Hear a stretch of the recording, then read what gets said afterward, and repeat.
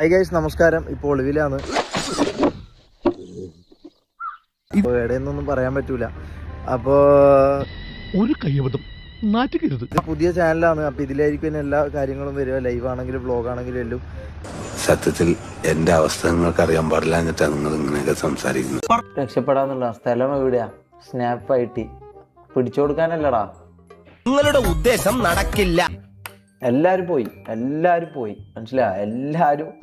എല്ലാരും ഓടി. ഈവനും കൊണ്ട് ഉള്ള എല്ലാരും ഓടി മനസ്സിലാ.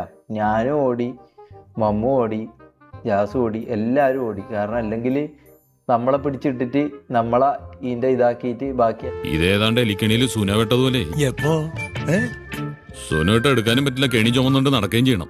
ചുമക്കാതെ പറ്റില്ലല്ലോ. എന്നെ പിടിക്കുന്നവരെ ഞാൻ എല്ലാ ദിവസവും രാത്രി 10 മണിക്ക് ഇവിടെ ലൈവ് ഉണ്ടാവും. ഒന്നിക്ക് ഇപ്പൊ പിടിക്കും, അല്ലെങ്കിൽ നാളെ പിടിക്കും. എപ്പാന്നറിയില്ല. പിടിക്കും. പണികൾ ഓരോന്ന് കാട്ടിക്കൂട്ടുമ്പോ ആലോചിക്കണായിരുന്നു. കയ്യിൽ ഇരിപ്പിന് ഇതൊന്നും പോരാ എന്നാണ്. ഓക്കെ, സ്വന്തമായിട്ട് പോയി കിട്ടി. ഞങ്ങൾക്ക് അങ്ങനെ തന്നെ തോന്നുന്ന കാര്യം. സ്വയം വരുത്തി വെച്ചല്ലേ എല്ലാം നിന്റെ വിധിയാണെന്ന് കരുതി സമാധാനം. ഇതൊരു കാര്യം മറ്റേടത്ത് ഐഡിയ ആയിപ്പോയി. അവിടുന്നും കിട്ടി ഇവിടുന്നും കിട്ടി. ഇനി മരിച്ചാൽ ഐഡിയ പറയില്ല. എല്ലാവർക്കും സന്തോഷമായല്ലോ. എനിക്ക് സന്തോഷമായി. എല്ലാവർക്കും പിരിഞ്ഞു പോവാം.